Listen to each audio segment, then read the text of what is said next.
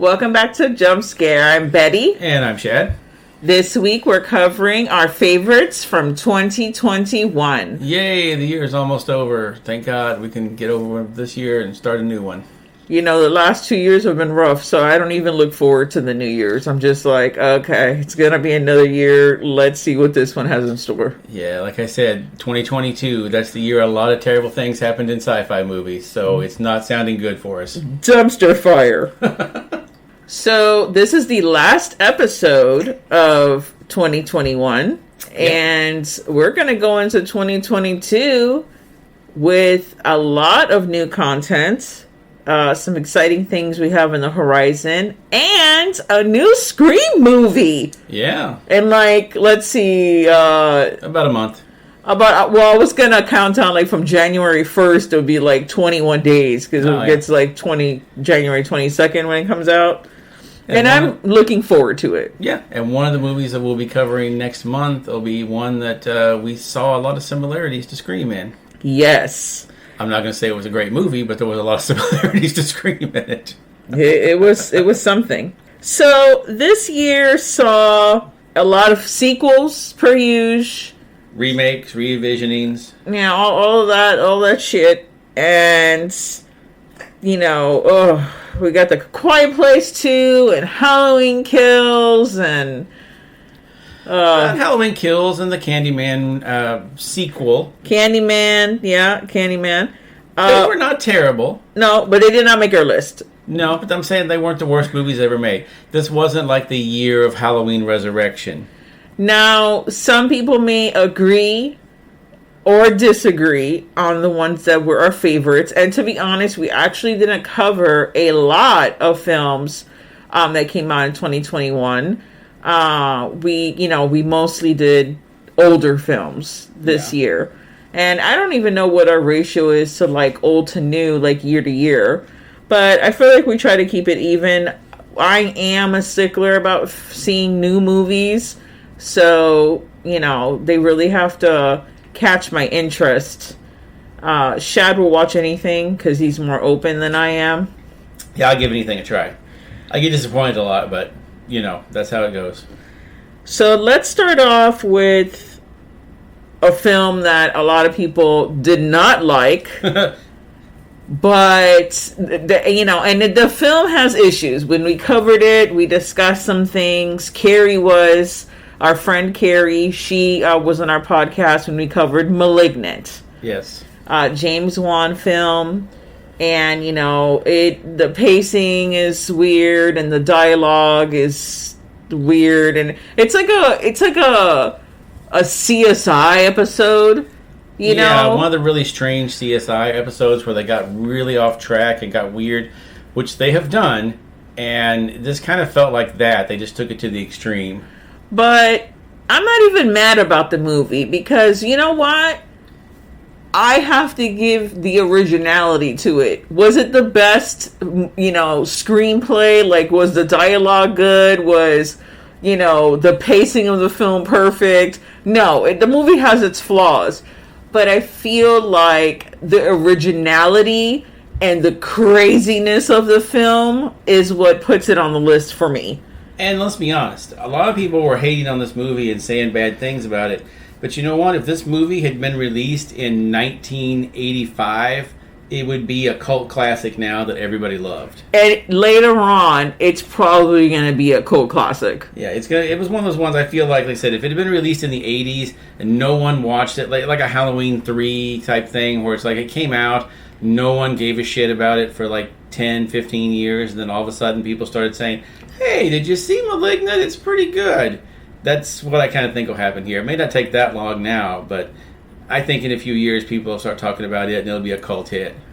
Yeah,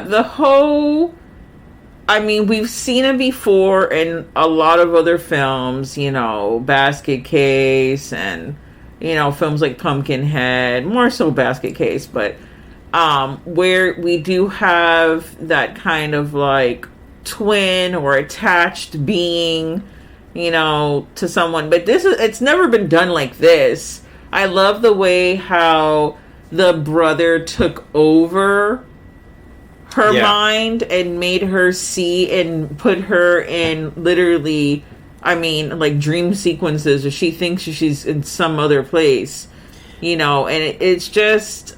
And it was a fraternal twin in a way, too, because, you know, they usually, when this kind of thing happens, it's 2 guys, 2 girls, or whatever. This one was a male and a female. The male just happened to be the little tiny thing sticking out of the back of her head, you know. Yeah. So it's a little different that usually it's an identical. It's the same guy. The dark half. Yeah. That was the other movie I was thinking about.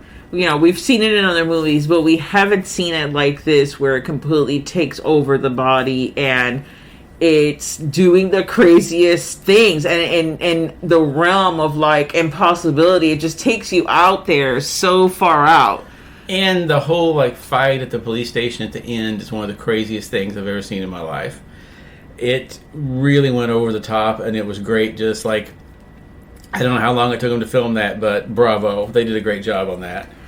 So that's what puts it on the list for me. Is there something that made this movie stand out more for you than the other ones that we saw this year? Besides what we've already mentioned? No, it was, like I said, maybe it's not, like you've said it before, it wasn't the greatest in some ways, but in other ways, it was amazing. So we definitely recommend you watching it just so you can either go back and say, man, I really hated that movie, or man, that shit was fucking crazy. You know, and I'm never going to see anything like that ever again. Because, I mean, gosh, I've seen thousands of films, and I have never seen anything like that. Yeah, there's been some movies that are like that, but they're usually very low-budget trauma-type things. Yeah. That no one really sees, or that don't have the same, like, production values with it and that kind of stuff. So they really went out of their way to make this look good and be a crazy, you know, indie crazy film as opposed to being like a more normal, straight Hollywood horror movie. Our next film is based on a video game that came out in 2016, Werewolves Within, and which reminded me the video game obviously, you know, came out first, but this movie reminded me of the 70s film that I believe we covered. No, we haven't covered that one. But Beast Must Die. We saw it, but we didn't cover it. We haven't covered it yet, but that's one that would be good for the next year as well. Because I won that special Blu-ray of it. Yeah. The Beast Must Die. So it's a werewolf whodunit, and this one, I mean, I got like a very Eureka, like, you know, sci-fi movie kind of feel to it, like TV show, because the characters in the movie, the residents, are just so fucking wacky. Yeah. You know, and they each have, you know, their thing, and it's whodunit. Everyone has a motive. You don't know exactly, obviously, based on the title, you know there's going to be a werewolf. But there's other things going on in the movie besides the werewolf. And the thing is that you could have done this as a TV series. If you had told me this was you're going to do a 6-episode TV series out of this, you could have expanded this and done like probably I'd say no more than 6-part TV show to it. But it could have been an interesting way to do that. But you know, even as the movie, it works. And it's probably I haven't really played the game, but it's got to be the best video game movie that I've probably ever seen. Because usually when you hear video game adaptation, it turns out to be a Mortal Kombat or a Street Fighter or something terrible along those lines that you just are like, oh God, why did you bother? But this one it came out pretty well. Sam Richardson is playing Finn Wheeler, the cop, and his positive, upbeat cop, that is a stranger to this town. So just like the audience watching, just like us watching the film, we're getting to know the residents. We're along for the ride with him, getting to know these residents as well, and trying to find out exactly what's going on, and finding out that everyone has a motive, very Clue-like. Yeah, and it's an interesting trick too. I like how they worked it into the script that he was going around with the male woman that day, Like she's going around on her route, and he's walking around with her and helping her. And that way, you literally get to take a quick tour of the town, find out what everybody's like. It's a neat way to introduce the whole town to everyone without having to come up with a reason for him to go to each individual house. This way, it's just he's walking with the mail carrier. You get to hear a little bit about everyone, and it kind of reminds me on that scene. I can't remember the movie. It's like a World War II movie where they're going through the plane. And as they're going through the plane, they're like talking to everyone and kind of explaining what their job is to like a reporter or something on the plane. And you get a real sense of what everyone on the plane does and what's going on. And it's just a neat trick to introduce all the characters. Yeah, and there's definitely a ton of recognizable people in here. You have Michaela Watkins, who was in Brittany Runs a Marathon and Wanderlust. She's like... She would be like playing like a Karen kind of character because she's just perfect at being like a psycho. And then you have Guillermo from What We Do in the Shadows. What We Do in the Shadows is also in the movie. Javier Guillen, he's in the movie too, and his character. I just love like watching him. Yeah, he's great in this. He's great in What We Do in the Shadows. He doesn't get enough credit on that. No, he doesn't. He's very likable. Yeah. Even if he's the bad guy, I still love him, and he's done a whole bunch of other stuff, that I obviously was all into beforehand, before he even got into the whole What We Do in the Shadows. Because I was watching him on The Magicians. This other show that was around that I lived. So yeah, that's definitely, and we saw that in-house, right? We didn't go to the theater. Yeah, also Malignant. Yeah, that we saw. I think we saw all these on the thing in-house. We didn't see a lot of the theater this year, except for like Candyman and Halloween, because actually we had passes to go see those. That's true. And then. And I have to say, this is probably my favorite movie out of all the ones that we saw. Psycho Gorman. Yeah. Because if you've ever wondered what it would be like if the band Gwar made a movie, that's kind of what Psycho Gorman's like. You get the crazy, insane characters that look like they're all from a Gwar video, and they all just go nuts. My favorite part in this movie is when the council or the squad comes to Earth, and they're just this crazy group of people. There's one that's literally just like a giant tub of body parts with arms and legs. Like, what the fuck is that thing? I don't even understand how it's moving around or what it's doing and everything, but it's here to kill Psycho Gorman, and it's amazing.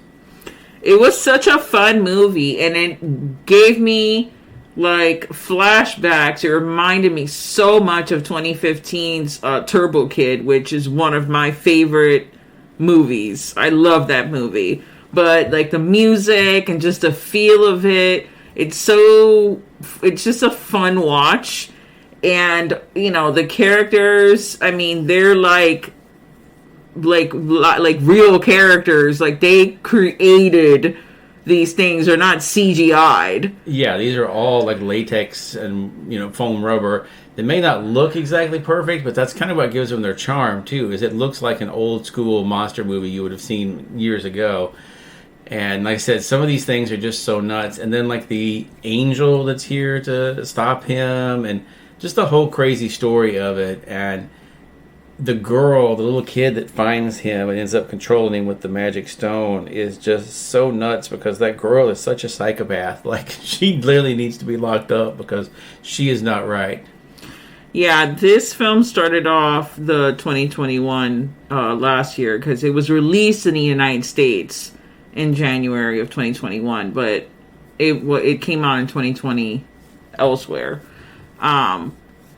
The kids in the movie are they're assholes. Like, the only likable character is Psycho Gorman, and he's the evil guy. And he's the murderer. He's just tearing people apart left and right, doing crazy shit, and you can't help but root for him because you're like, man, he is just these kids are fucking him over. He's just true to himself. He's like, this is who I am. This is what I'm doing. I came here to murder the entire galaxy, and I'm going to keep doing it. Thank you. Yeah, like, this is me. This is what I'm doing. And, and I hope to see, more from Steven Kostanski in the future. Now, he was involved with that movie a few years ago, The Void, wasn't he? I think so. Yeah, I think he was as well. And I know a lot of people gave that movie shit, but for a crowd-funded movie, it did a pretty good job of, it's not the most original movie out there, but it wasn't bad, especially for like a first-time effort for people. It was pretty decent.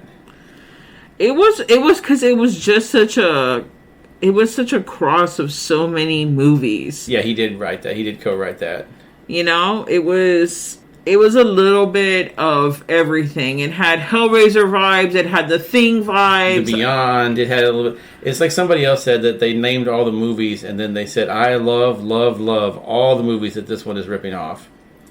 But like I said, it was a first-time movie for them, so I'm willing to cut them a little slack. So I enjoyed that one. And yeah, like I said, I'm anxious to see what comes from him next. Yeah, we have to go back and watch, like, Manborg. Oh, yeah. I'm sure that's an exciting one.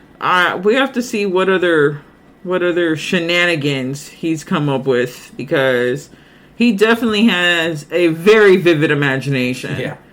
And the movie, had like an 80s, 90s feel to it.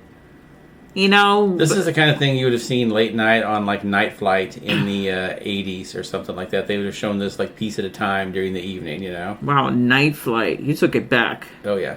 And the last movie that I really enjoyed, we watched this one on Amazon Prime, was The Manor. Yes. And The Manor, Barbara Hershey, she's, an elderly woman who, puts herself into a nursing home. And she starts experiencing, you don't know whether it's her dementia that's starting up or she's actually experiencing these things that's happening at this nursing home. And she's had to, deal with what's going on and figure out, is she losing her mind or are these things really happening? And that is like, I love this film because you rarely ever see older people be the leads in horror films. Yeah, it's almost always teenagers. Yeah. And it was refreshing to see this in this, in a nursing home of all things. Like... Yeah. Sorry, I had a little cough there. One of the things that I liked about this is that when you eventually find out what's going on, there's an opportunity, the villains a lot of times in the horror movies or even in superhero movies will have their grand speech where they explain what's going on. And they say, you could join me. You could be with us and we could do this and you could have this power. And the hero always says, no, I stick to the good. I stick with what's right. And I'm not going to have any part of this. They don't do that in the Manor. When they get offered the deal at the end of this one that comes around and says, look, you can stay here and be old and miserable, or you can be young again and help us out with this. She's just kind of like, yeah, I would really rather go back to being young. And just joins up with him. And you don't see that in a lot of movies where the person just says, you know what, fuck it, I think I would rather just be on this part of it because I don't want to be old and losing my faculties. I would rather help these people out with what they're doing, and I would rather stay young. Yeah, and that is just like, whoa. Because how many of us would take that opportunity if you knew, obviously she had some issues with it, because she did think about it. Not for 20 years, but she took a thought to it. Yeah, she thought about it for a minute before she said yes, but yeah, it's a little different than the other things, because they could very easily have done the same thing you've seen in other movies, where she pretends like she's going along with it and then shoves them into the fire and runs away and then goes back to quietly sitting at her home. That's what always annoyed me about the Twilight Zone episode, and they did it in the movie too, where the people could be young again and go off and live their lives again, and the guy says, oh, Halley's Comet's coming around. Do you want to see that in the body of a 15-year-old, or do you want to see that when you're 78? No, bitch, I want to go back to being 15 because I don't want to be 78.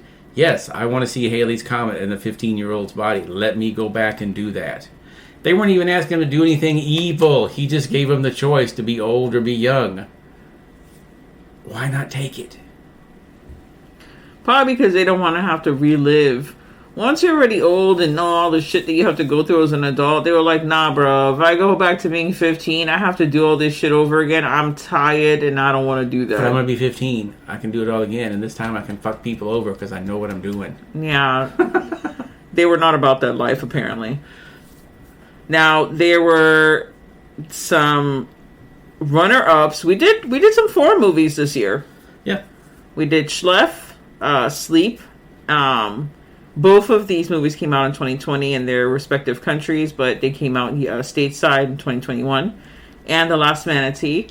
Matinee. Not the last manatee. You said manatee. I'm wearing a mask and I'm so sick. But now all I want to see is The Last Manatee movie. It's a manatee and he's got like a headband on like fucking Rambo, and he's going down the like the river here in Florida, and they're like, in a world where there's only one manatee left, he'll take revenge for all of his fallen brothers and sisters. He just rams the boat, and they're like, that's a manatee, he can't do that. You hear him look up and go, fuck being a manatee, and then he just starts murdering everyone on the boat. That's the movie we're making. Copyright right now. Shad Youngblood. Don't steal my ideas. You know that fucking Sci-Fi, or what's that other terrible... The Asylum. The Asylum is going to just take this idea and run with it. That's what we should do next year. Sometime we should do a month where we just cover terrible Asylum ripoffs of horror movies like Snakes on a Train, or they did Transmorphers. Not related to Transformers in any way, shape, or form for legal reasons. What was the other one they did? Oh, they did Pet Graveyard. Stop. With a hairless cat on the cover of it to, make sure you don't confuse it with Pet Cemetery.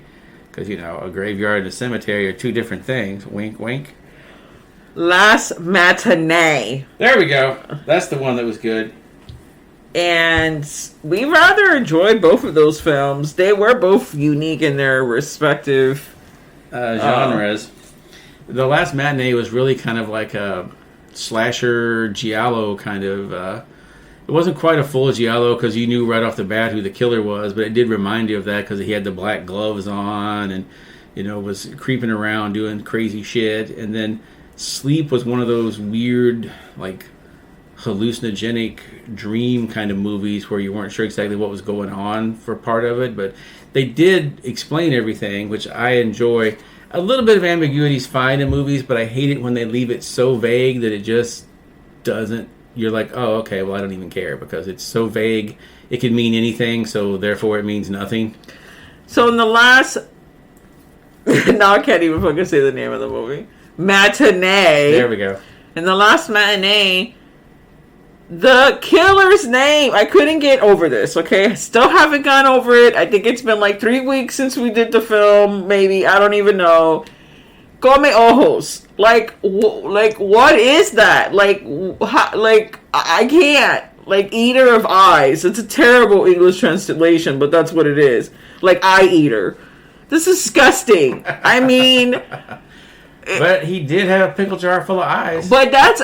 Yes, but I think that's what I like about his name. One, it's in Spanish. And two, it's disgusting. And it literally sums up what he does. Like... you got Jason.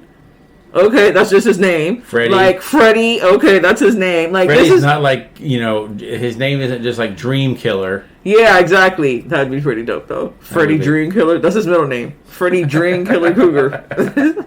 Michael Myers. Slow Walk Myers. Like, none of these, like, the killers have normal names. A lot of them don't have exactly what, like, the style that they kill in, or, like, what they're doing in their name. That's not... So, it was cool to say, oh, okay. Of course his name is fucking Come Ojos, because that's what he does. And he's just eating eyes. And it's gross, let me tell you. Yeah. That was the best part of the movie for me. That and I love any film that's in a movie theater, especially if it's like an old, movie theater. Yeah, they never set these really in like a mall multiplex kind of thing. It's usually always some kind of old classic theater, which I'm going to guess is because the old classic theater needs the money. So I was going to say because they're fucking haunted. Both, probably. But they have haunting stories. Yeah, but those were both pretty good ones this year. And I was glad we got to catch those. They kind of flew under the radar. If I saw a press release on them. Otherwise, I wouldn't have noticed either one. Yeah, but likewise, I would have not noticed number one. And there were other movies that came out this year. We just didn't see them. So we just chose our favorites based on what we saw. I'm sure, we forgot another one of our runouts that we were going to talk about this year was actually another, I don't know if it's so much a remake, sequel, what you want to call it. There have been so many Wrong Turn movies that have come out over the years. And, the first one was fine. It came out and it's like, oh, it's kind of a Texas Chainsaw kind of rip-off type thing. But it's fine. They make a little bit better choices in it. It had some good gore.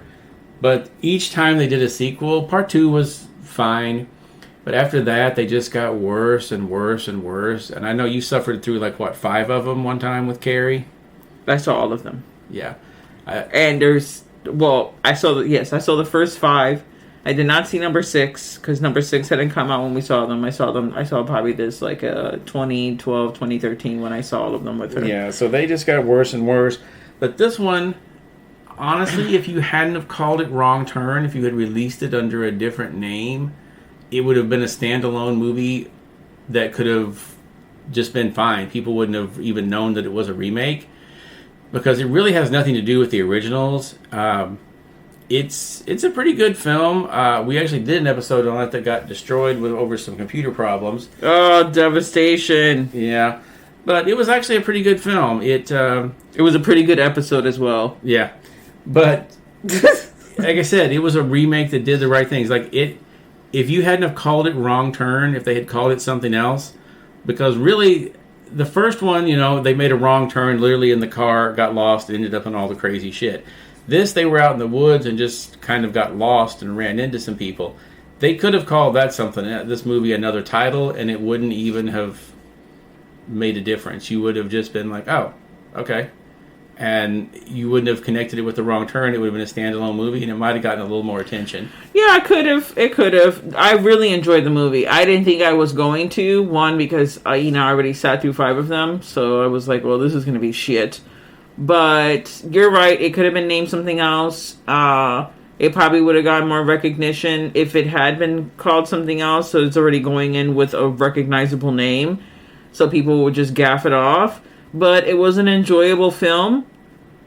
I liked the direction it went in. It was pretty fucking out there and crazy.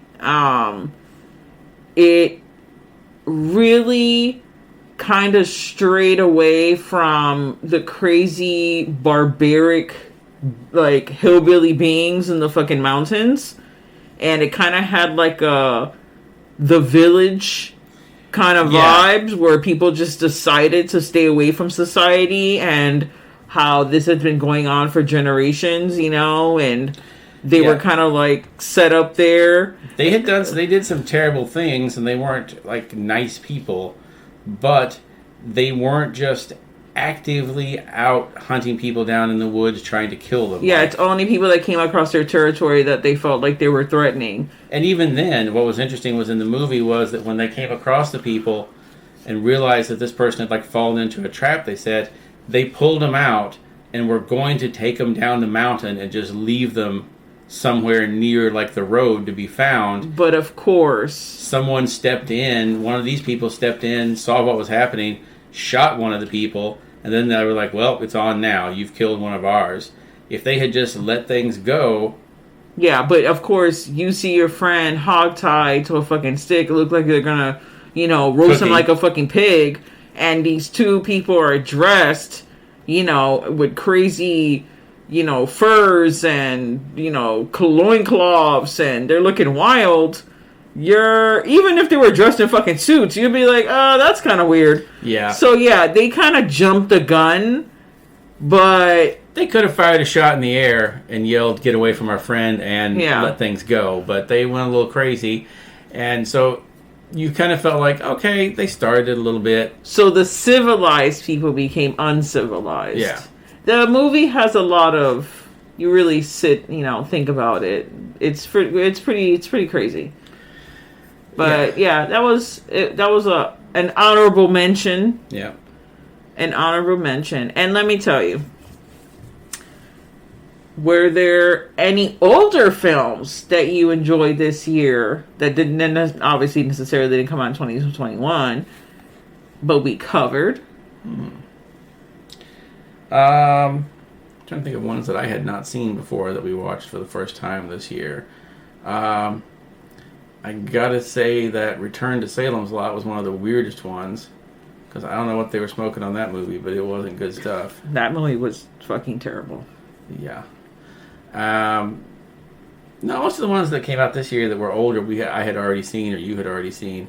I think the only one that we hadn't seen before was the Return to Salem's Lot. Or now, one that I had heard a lot about, this one I had forgotten about, was Kathy's Curse.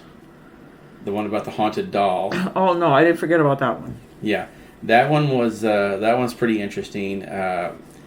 I had heard about that for years, and then when I finally got a chance to see it, I was like, okay, yeah, this is just as crazy as people said. What about that one where it's like the winter one? There's not a lot of winter films. Big Chill Factor? Yes, Chill Factor. We covered that last year? No, it was this year. I mean, yes, this year, yes. Yes. I'm already living in 2022. The movie where it's taking place, we were flashing back to see what the events that happened in the year. They're like 30 years later, so the movie's actually taking place about now when they're flashing back to it in 1991. They're in our time when they're telling everyone about it, which would have been the future when the movie was made. It was very strange. Yeah, the timeline in that movie was like really off. And that movie was all over the place. There was like the weird Ouija made a board game. Yeah, that looked like a mousetrap board game glued on a Ouija board. That one was all over the place too. And then it opened up like the thing for the demon to come through, and then he's possessing a guy, and the guy just decides that he's gonna have sex with all the ladies, and all the ladies are having sex with him. But the one lady in the end knows that she's having a sex with a demon, but the sex is so good she can't help herself, so she's just going to keep having sex with the demon. It was like a softcore porn mixed with a horror movie. There's so many weird things in that film. Yeah. I don't know if I just love it or if I just I don't even know how I feel about it. It's definitely something to watch. Yeah, check that one out. And this has been the last couple of months have been pretty good for horror TV shows too, because Dexter's back, and then this new season of Dexter, the Dexter New Blood, has been really good. So good. Yellow Jackets, we've been watching that. That's also pretty horrifying. This is kind of like Lost, but it's finally the hardcore version of Lost that we never got, like where things go really bad. And yeah, hopefully it's not like Lost and there's an actual, resolution of shit, and I don't feel like I just spent years of my life that are down the fucking drain. So far, it's very good, and I love the cast. Yeah. But hopefully they don't botch it at the end, like so many things that we started watching. We were like, hey, my mind just blanked on the title of it. What is the Stephen King one? I don't even know. Castle Rock. Oh, Castle Rock, yeah. Where it's like the first season of Castle Rock, you're like, hey, this is pretty good. This is pretty good. This is terrible. Then the second season, same thing. You're like, okay, we're going along. This is pretty good. This is pretty good. They're redeeming, and it's terrible. Yeah, or that other shit show that everyone loved that we got an early pass to watch, like a day before anyone else did. And then we saw the first episode of it.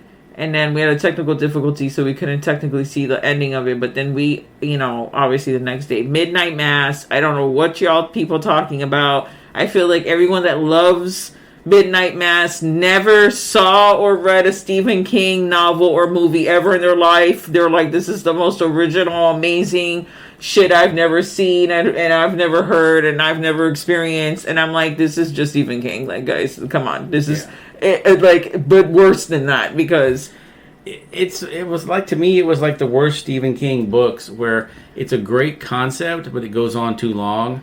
It's like this person is dealing with their demons via, which obviously that's a lot of Stephen King stuff, but at least at some respect, he's able to do it in an entertaining manner where I'm not like, what the fuck is going on? I really do think, like, Midnight Mass wouldn't have bothered me so much if it had been 4 episodes instead of 6. It was way too many episodes. One episode was way too much. If you had cut it down to where every episode was, instead of being a solid hour long, if all of them had about 10, 15 minutes cut out of them, and then, like I said, reduce the number of the episodes, I think it would have been all right, because it played kind of like a long movie, and that would have been fine, but it just went on too long. There was so much unnecessary stuff in the middle. I get you want to have arguments about what religion means and what faith and addiction and everything is, but a 10-minute discussion of that is fine. But I don't need to sit through a 40-minute discussion of that. No, it was like when you're reading The Shining and Stephen King wants to discuss about the origins of the fucking boiler and the fucking curtains. And you're like, guy, what are we doing right now? I don't need to know the history of this boiler. Like, and the fucking people that have put the coal in it or whatever. Like, can we pass this part? Like, there are so many different monologues in Midnight Mass. They're just all the same. They're so drawn on and long. The pacing was terrible. The acting was fine. The main guys, like the guy that was in jail, no point to his character because he did nothing redeemable. He just fucking committed suicide. Like, that was it. He did nothing. He didn't try to save the town. He didn't try to save the girl that he loved or his family. He was like, I can't deal with this and I'm out. And he just burned himself in the fucking boat. And it's like, he's the main character. Like, the movies, the thing starts with him in the fucking jail and like, or in his, when he has his DUI, and it follows him to this place. And then, literally right before the thing ends, he just, like, bye, he's out. And I'm just like, what was the point? What was his point in this? If they'd had him kind of, like, help the people of the town fight. Something. Redeem your life. Like, and the life that you took. Like, okay, I took a life, but now I'm going to save all these lives. He didn't. He left a pregnant woman. Well, I guess she had lost a baby by then, but he left, like, the girl that he loved and his family to just deal with it themselves and took the easy way out. Like, after he endured all that time in jail and having to live with all that guilt and all that stuff, he could have committed suicide at any given moment. But it was like, now he has left his addiction with alcohol. He's been able to, like, be without it, but now he's like, quote unquote, addicted to blood, and he couldn't handle it. He's like, I can't have this thirst for blood. I feel like an addict again, and I can't live that life, and I'm out. Like, is that what Mike Flanagan's saying about himself? Like, I don't know. It was too much. I was not about it. It was terrible. I don't know what any of y'all talking about. You all love this, and it's the best thing ever, and I'm just like, no, it's not. It's just, it's not good. It's not good. Mike Flanagan, I love you, but I do not love you for this TV series. Yeah, like I said, I saw what it was doing and I was okay with it, but it just needed to be less. Less is more. It's like a lot of movies that we saw this year. Other than that, like Nightmare Alley, Matrix Resurrections, all those would have been a little better if they had been a half hour to 40 minutes shorter. Some of these people just feel like they have to have 3-hour epic movies. No, every movie doesn't have to be 3 hours to be good. Oh, Nightmare Alley. I wanted to like that so bad, and it was just so long drawn, and it was just... Yeah, I still liked it, but it was just a little... It was just too drawn out. It was too long. It needed a good 30 minutes cut out of it. It was 2.5 hours. If it had been 2 hours, I'd have been fine with it. No, I need an hour and 30 minutes. That's it. I've seen enough noir movies. You don't have to noir it up for me. I've seen it. I get it. I get what you're doing there. Let's just cut it. Let's just cut all that time out. Just get to the point. Which you already know what the point is when you're already watching the movie, because the movie's predictable. Yeah. I felt like the movie was predictable. It was. I mean, it was gorgeous looking, and everyone did a fabulous job. The acting was great, and everything looked great. Cinematography, fantastic. The clothing, fantastic. Like, it was spot on. Everything was fantastic looking. Of course, like it always is. But it, like you said, it needed to be cut down on time. Big time.